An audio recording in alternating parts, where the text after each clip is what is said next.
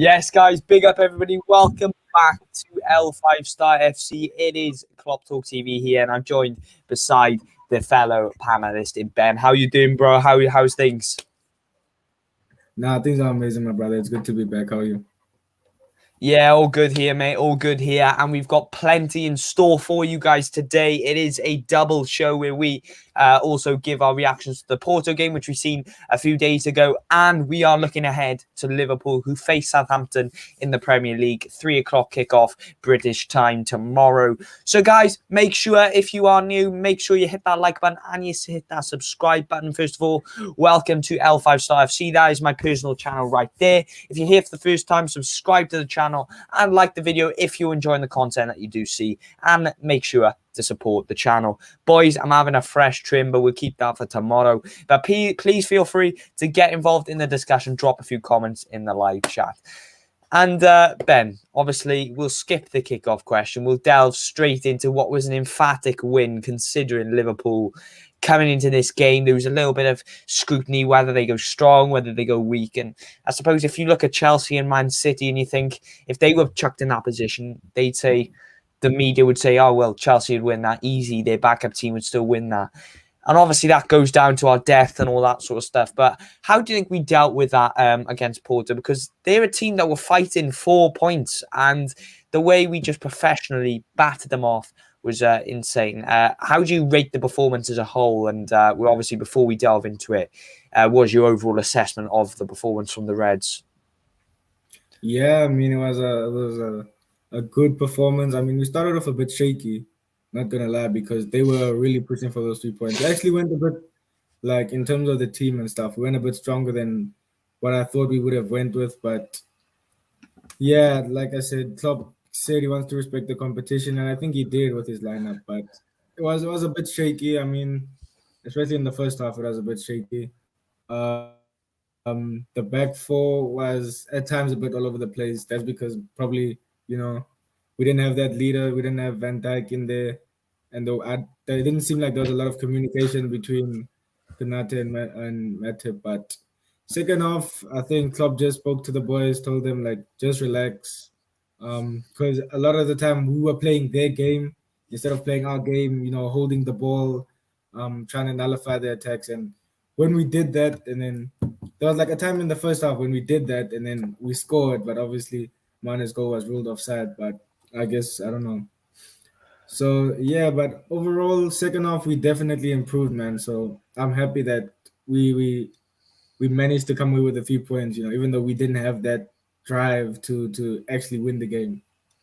100%. I think that's the main aim going into games like this. And you obviously do run the risk, but you've got to tread that fine line between it, respecting the team you're playing against and respecting your integrity as a team. And I think we dealt with that in moderation, and we really attacked the game with all we had. Look, we were probably a bit leaky defensively in the first half, and particularly how Porto didn't score was something that was beyond me. However, what I did pick up from the game was the fact that, we played well. It was a challenge, and it's an experience which we can learn from and try and emulate that in the Premier League and replicate that to a high standard. Well, going into the goals that we did score, well, bro, oh my word. Thiago. Yeah. I'm just going to let you go with this. Thiago. Just explain the goal, bro. Explain what happened and explain how he did it, man, because I've never, ever seen someone on planet Earth do that. Yeah, man. I mean, you don't really hit a ball much sweeter than that. Like, if you hit a ball like that, it has to go in. Like, it's only right that the ball goes in, man. And you Did it see touch the the way ground? yeah, Did it touch the ground, bro? it did touch the ground. The way I saw it, it touched the ground, and as it touched the ground, that kind of like added some spin onto it. Man. But yeah, the way, like, when he hits the ball to like hit it downwards and like to get on top of the ball to give it that spin, I feel like that's what give it that power. And then as it goes off the ground, then it just rises slowly, dude. That was such a beautiful goal, man. Yeah, it was a beautiful goal. I'm not gonna lie, because literally, I didn't, because I was football training in it, and I come back and I was like, Thiago scored. Oh, get in there. And everyone's like, nah, he scored a cracker. I thought, oh no, yeah, he probably was a cracker, but I never ever thought a goal of that quality And watching it, I think it did hit the ground, but you have to watch it a few times. Don't get me wrong, because at the same time, it's like it's one of those where the spin on the ball it can either take the ball up or it could ricochet off the ground, and I think it was a damp night as well, so that did play into the goal. But I think, wow, what a strike, and that's goal of the season already, mate. Carried off, but I think a lot of that goal of the season competition, man. Like, we scored some crackers already. There's some contenders up there, man. Yeah, there's a lot of contenders from Liverpool, but I think Mo Salah's goal was clearly overshadowed by this Thiago goal, because that was a really good goal as well. Break that down, bro. Literally, Mo Salah, he sent this person flying, good agility, didn't touch the ball until the player dived in, expecting and anticipating he was going to shoot. And then he controlled it and just bent it into the near post. And it was it was a brilliant goal. It was professional as well. It wasn't like... And the thing is, with Mo Salah, you see that on a weekly basis, him score goals of that quality weekly. That's just like, it's literally, I think Rio Ferdinand said it, like Mo Salah is at the moment in his career where he'll score a goal, go home to his family and go, oh yeah, just scored another goal. And the quality of the goals underlooked purely based on the fact it was Thiago's goal as well. But how do you rank Mo Salah's goal as well? Because 2-0 obviously put clear daylight on the tie. I always felt Porto had a chance in them, but we nullified their threats going forward. And they were pretty wasteful in a few opportunities as well. Yeah, I mean, in terms of Mo's goal, like just his movement, like to just drop his shoulder, to trick the defender, quality, give him the slip, and then to give the goalkeeper those eyes, probably thinking he's gonna go for the far corner and then put it near corner, bottom near corner. That was just amazing, man. And I feel like you said, it was kind of overshadowed by Thiago's standard, man. But I feel like Mo scores these kind of goals so often that it's kind of like, because I mean, you look at City, Watford, I think it was, and now this, like he scores these amazing goals, but it's kind of like it's just a Mo Salah thing. Like we don't really hype it up anymore because he does it so often. Yeah, exactly. And obviously it was a professional performance nonetheless. And I've just got some information for you here. So after seeing off Porto with professionalism in the Champions League, Liverpool returned to Anfield for Saturday's Premier League visit of Southampton. The Reds' most recent top flight game saw them teach Arsenal a footballing lesson with a 4-0 win, while the Saints went down 2-1 to Norwich City. And we will obviously cover that game very shortly. But a second half flurry of strikes saw Diogo Jota, Mo Salah and Minamino strike for a ruthless Liverpool. And it's just mad. But I'll just go to the Porto section. And this is the team news, right? So this is an encouraging sign from what we learned from the Porto game. So James Milner, Nico Williams and Divock Origi were all fit to return for Liverpool in the meeting against Porto, with Diogo Jota shook off an injury scare from the Arsenal win to make the bench. Now, that's obviously a positive thing. He's back in contention for tomorrow's game. Tyler Morton, that was a star performance. We'll talk about him. And he played the full 90 minutes, which is very good as well. But the teenagers, one of several who will make way for returning first teamers such as Jordan Henderson and Fabinho. So, bro, as I touched on him earlier, Tyler Morton, what a day for the youngster. We must talk on him. How important is that this week been for him, rather, getting his Premier League debut on Saturday and then going on Wednesday to get his Champions League debut? Man, what a few days for him. And how integral do you think that will be to his development as a player? Yeah, definitely. I mean, it's been a big week for him. To make his Premier League debut and his Champions League debut in the same week is pretty amazing. I mean, and I feel like it'll just boost his confidence even more, because he had a good game. Let's not underestimate it. Like I was a bit worried, I was afraid that they might, catch him out, on the ball, catch him lacking, but they didn't, man. I seen, when like watching him play, like he's in tight situations and he's just so calm on the ball. Like I've seen him, with maybe 3-4 players around him, and he can still maybe find a pass, get himself out of the situation. So he's just that kid is so talented, man. I'm excited to see more of him. AC Milan, I definitely want to see him play. Yeah, 100%. next Carabao Cup game as well, man. Like he's one of those players that deserve that kind of game time. Yeah, the sky's the limit for him, honestly. And obviously, he was one of the star performers for Liverpool. But going into star performers, let's go into a little bit of a player rating section before we move on to the Southampton game. Well, we'll start with the goalkeeper, Alisson. He was another clean sheet. I don't think he had to make many saves. But at the end of the day, it was a solid day in the office for him. But he was in more action than he was against Arsenal, I found, and maybe it's probably worth him an 8.5, considering we didn't have Van Dijk in front of him. That's probably why it boosts his rating. But what would you say for Van Dijk? Alisson. Yeah, I think I'd give him an 8.5 as well, man. There are a few chances where he had to, come off his line, collect the ball earlier. And like you said, he didn't have Van Dijk in front of him. So, yeah, 8.5. It was his first game as captain as well. So, big ups to him. So, yeah, 8.5 for me.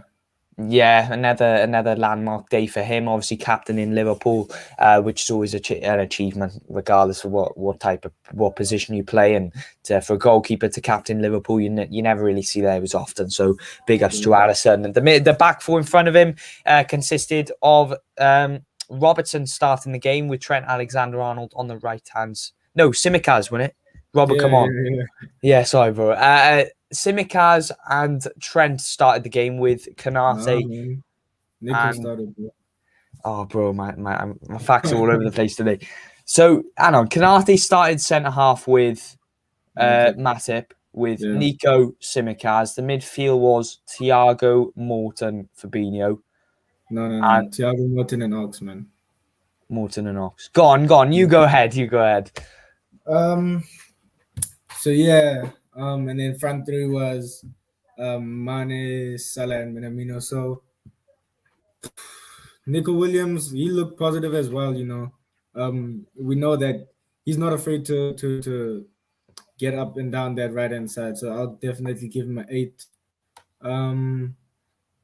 Matip, I'll give him a 7 because I feel like he's the senior in that center back pairing. So he struggled a bit, to kind of organize things and be that leader in the back four. But still, it wasn't a bad game from him. I'll give him a 7. Konate, I'll give a 6. He was just a bit all over the place, not gonna lie, but it wasn't a bad performance from him as well. He just got caught out a few times, going in behind. So definitely a 6 for Konate. Tsimikas, I'll give him an 8 because just like Nico said, he's not afraid to get up. He's our second choice. Apparently, he's our second choice, but he's performing really, really well. He's been performing well these past few games, so I'll give Tsimikas an 8, man. Tyler Morton, 8.5. Like I said, he was really calm on the ball. It was an amazing debut. Like he looked like he's been playing in this team for a long time now. Ox 8.5, looked very good as well. He's basically what we saw against Arsenal.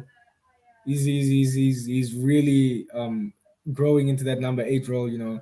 He can come back and defend. He can help with the attacks. His passing is also amazing. So I'll give him 8.5. Thiago, 9.5. That's my man of the match. Like he just ran the show, got himself an amazing goal. So I'd give him 9.5. Like he's just so he's so amazing to watch, man. Like I saw somebody on, I think it was Michael Owen, say like he's very similar to Modric, where he won't get you assists and he won't get you a lot of goals, but just the way he runs a game, man, he can hold the game by the balls and dictate it, man. So I'll definitely give him 9.5. Mane, I'll give him 7.5. Didn't do much. He could have scored. In my opinion, that he was so unlucky for that goal to be ruled off offside. So I'll give him 7.5. Same with Minamino, 7.5 as well. He looked positive. He didn't score, wasn't his best game, but he looked positive. I've seen him make runs in behind. He's not afraid to try and dribble, so that's definitely good. And then Mo, I'd give him 8.5. He got like one chance. I think got like one chance the whole game, and he did. And he managed to take that chance. So for that, I'll give him 8.5. Yeah, big up to Ben. Obviously, got to learn my team sheet because thing is, there was an explanation for it. I went to Yeah, football, see, so I come back halfway through the second half. So I yeah, did know that Nico and that started the game, but I just had a mind blank then. But yeah. fun fact by L5 Star FC, if Liverpool beat Milan after San Siro, they'll be the first English team in the history of the Champions League to win every single group stage game. And that's a stat in itself. And yeah, I'd agree with Ben wholeheartedly. I think Thiago was definitely my man of the match. After that performance, what a goal bomb from him. And now we must move on to the Southampton preview. Now, Ben, how are you feeling ahead of this game? I'm not. I don't know how to feel because we've been playing well. Past two games we played really well. So I feel like it's either we're gonna carry on that form and carry on that rhythm in this game, or we're gonna have an absolute stinker because we've seen that happen quite a few times this season. So I don't want us to. I don't want it to be another Brighton game where we go in, score a few goals, we think it's one, and then they come back, or we go in and we already think it's one, and then they have a surprise for us, man. So um, I'm a bit nervous. I hope we won't, I hope we won't underestimate them because if we do, then they'll really punish us.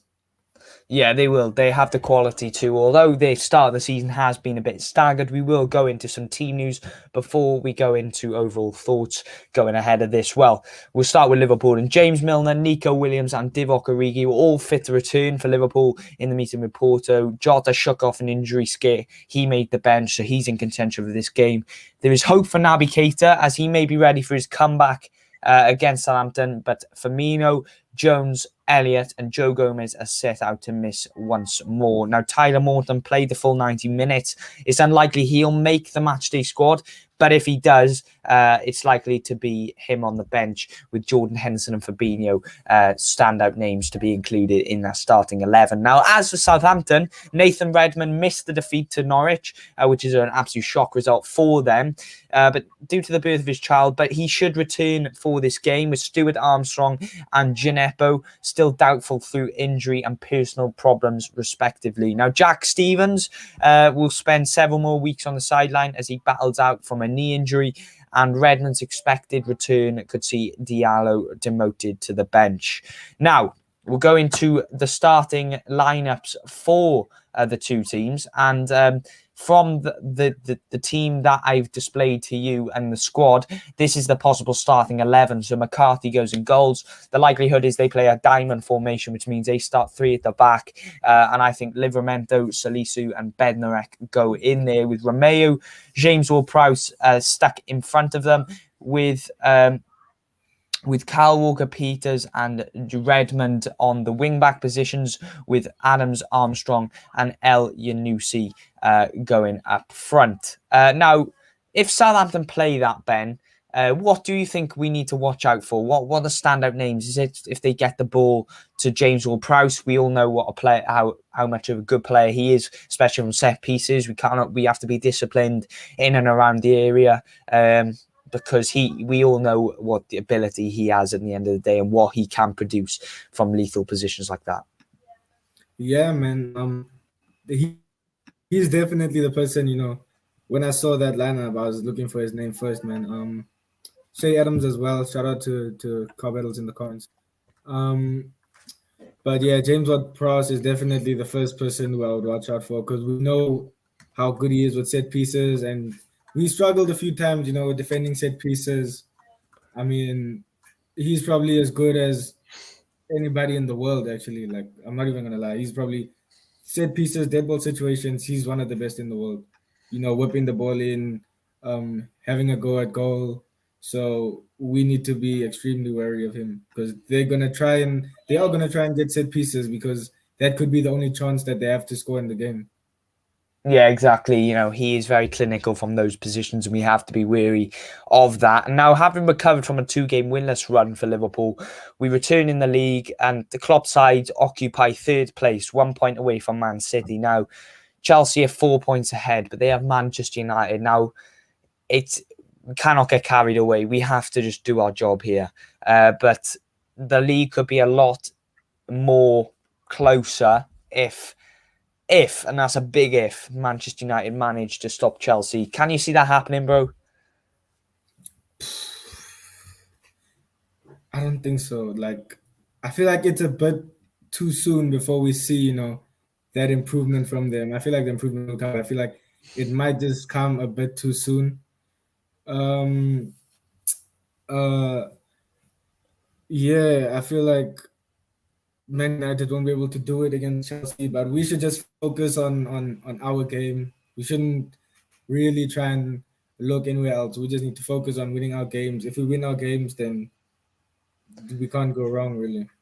Yeah, exactly. That's the way we've got to look at it. And obviously, Ralph Ragnick, is that his Yeah, surname? I think. Obviously, he's coming into this role for Manchester United as an interim manager.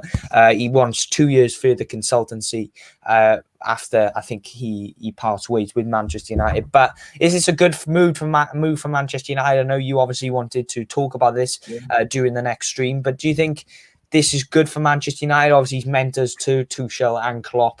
Obviously, if they're doing well in the game, he must know his stuff as well. So hopefully, he doesn't produce the quality and really doesn't rub off his managerial strategies on players of top quality in Manchester United. But if Klopp's hailing him, if Tuchel's hailing him, he must be a good manager. And how are you seeing his time at Manchester United? Can you see it being a success? Do you think he'll turn it round for Manchester United, or do you think it's a little bit too soon for him, or a little bit short time for him to really steer them back into business? I feel like he can turn it around, definitely, because I feel like obviously Manchester United's owners have seen there's a formula that works, and that formula is pressing. I mean, you look at us, you look at Chelsea, you look at Man City, they've seen this formula that works, and now they really want to emulate that kind of formula because that's how they want to play. Because that's really how the top teams play. And I mean, they didn't really have, that type of a coach with that type of tactical knowledge and all this. So now we're gonna see a coach that can bring out the best in, the likes of Rashford, the likes of Sancho. Because I mean, if you look at it, they're almost in a similar position as we were when Klopp came in, where they can score a lot of goals, but their defense is leaking.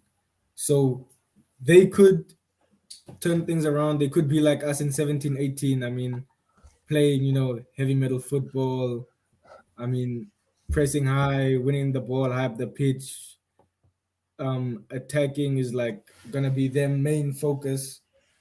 But will it, it'll will just it'll depend on, especially one thing, it'll depend on his players' fitness, because when Klopp first came in, what we saw was a lot of players were getting injured because they weren't used to, they weren't that fit, they weren't used to that kind of, work rate. So it'll be interesting to see how they develop. But one part of me is a little part of me is just a little bit scared because I feel like, because we know how United is. I mean, he could maybe win a few games on the bounce, and then they could hire him, permanently. So, but we'll see how things go. Yeah, we'll see how things go, and obviously,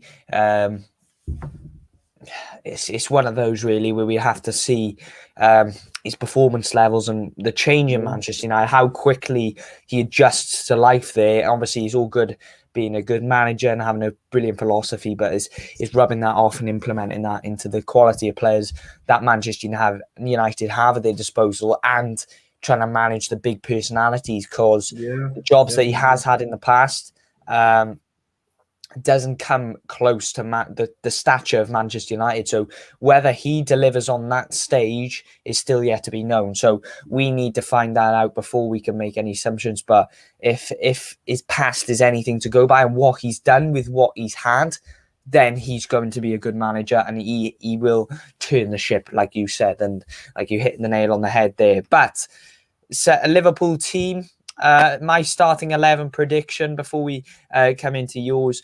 I've got for Alisson, Trent Alexander-Arnold, Kostas Tsimikas goes left back, Virgil van Dijk, Konate, Henderson, Fabinho, and Alex Oxlade-Chamberlain go in the middle three with Mane, Salah, and Jota. I just fancy. Well, I think Alisson will start.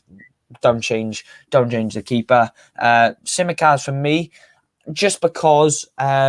I still think Robbo's time needs to be managed. I think he did have a hamstring-related injury, which means that I think Klopp needs to take it as a precautionary measure. Obviously, if he's playing the game against Porto, it must mean he's nearly there and his recovery rate's doing well. But I don't know. I just feel like with Robbo's performances so far this season and Tsimikas' performances in contrast with them, I feel it's a harsh judgment on Tsimikas if he's dropped straight away. So I feel he still needs time to really prove his worth. Van Dijk and Konate played midweek alongside Matip, but I think Konate will come in. I think he's more of a fit for this game with Trent on the right-hand side. Henderson and Fabinho and Ox coming up against his former team. Fabinho to sit in the 6 with Hendo going on the left-hand side. And then Ox, I think, will drift towards that right-hand side with Mane, Salah and Jota, with Jota occupying that striker role. What about you, Ben? Are you predicting any changes to that? Would you potentially bring in Matip for that? Maybe start Robbo? Obviously, L5 Star FC brings in the fact we're still yet to concede with Robert Tsimikas in the team, but I just feel like I just think Alex Oxlade-Chamberlain as well. He's in such good form, and I would. You got to bear in mind we do have Everton in a few days' time as well, and I feel Thiago's creative flair can come into that game as well. But what are you saying for this game, Ben? Yeah, I almost forgot about the Everton game midweek, but I would say Alisson to start, obviously, Trent as well. I think we'll go back to Matip and Van Dijk because that's our senior centre-back pairing. So I don't really think we'll turn away from that. Left back, I think I don't want him to start, but I think Andy Robertson will start because I've seen Klopp said in a press conference that, Tsimikas has been performing, but Robbo is still Robbo. So I think because of that, Klopp still favors Andy Robertson. So I think he'll start. Midfield 3, I'm saying Fabinho, I'm saying Ox, and I'm saying Thiago, purely for the fact because how are you gonna tell Ox that you've been playing well 2 games on the bounce? How are you gonna just sit him down just because Hendo's back? I feel like Ox deserves to start this game, and I hope he will. So Fabinho, Ox, Thiago, I think will be our midfield 3, and then minus Salah, Jota, same as you up front. Yeah, exactly. And I think Ox this is a key phase in his Liverpool career. I really do. Yeah. I think with the form that he's on currently, I just feel like, yes, Henderson, should he be dropped sometimes? Yes, he is the captain, and I do think that filters into Klopp's judgment when picking the team. I think he is a little bit more lenient towards Hendo if he does have a bad game, whereas I think if Keita has a bad game, we never really see him. So I do think Klopp does have his favourites. I think that's pretty evident, but I just feel like having the right blend in that midfield means that Ox has to start that game, and I just feel like two attacking-minded midfielders to sit in up against a four across the middle in Southampton. I just feel like, considering their style of play and matching it with our style of play, I just feel like we need a bit more of a defensively blended midfield to occupy and cater that midfield for with the flying wing backs. I wouldn't mind. I wouldn't be surprised if Henderson started really, but I seen a stat that said, these past 4 games have been the first time that Ox has started 4 games for us in a row since like January 2018, I think. That was the last time he started 4 games in a row for us.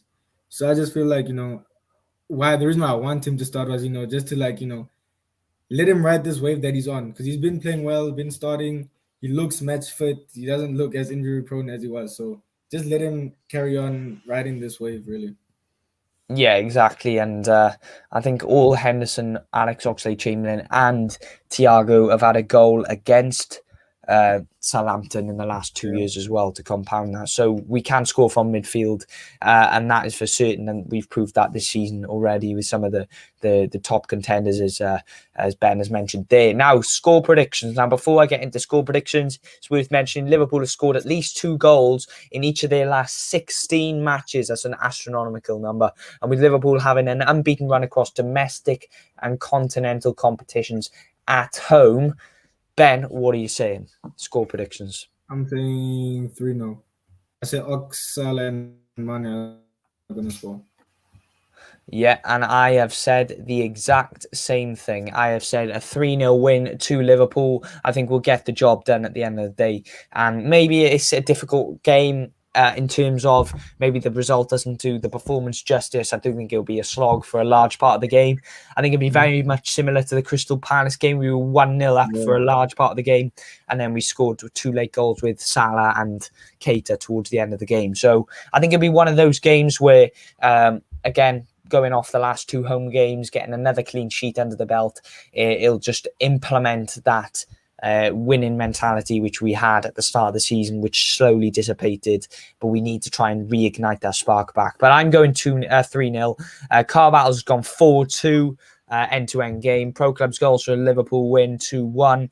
Yeah, hopefully it's a good game, guys. Hopefully it's a good game. And big up to all of you for interacting. Make sure, if you haven't already, subscribe for Liverpool content. And please feel free to get involved in the discussion if you're watching on the replay. Guys, big up to everybody. That is all from us today. Watch along on my channel tomorrow at 2:50 British time. So if you don't know already, go over to my channel as well. The link should be in the description. But big up to Ben. Thank you, bro, for joining me. The goals I've got, guys, goes for a 3-0 win as well. And yeah, who's scoring the goals, Ben? Are we getting a Salah hat-trick, or are we getting... No, I think Ox will score because I put him in my starting lineup. Yeah. I think Ox will score. I think Salah will score, and I think Mane will score as well. Yeah. Look, it should be a safe game for us, considering Southampton have the worst away record with 13 defeats from 17 away games. So if that's a stat to tell you by and a stat to indicate who's favourites, then the game should be safe, Ben. But hopefully I've not just jinxed it there. Drop a like on the stream. Hit that subscribe button if you're a new Reds. Big up Alid and Ben. Big up everybody else. Thank you for watching, and we will see you next time. Peace.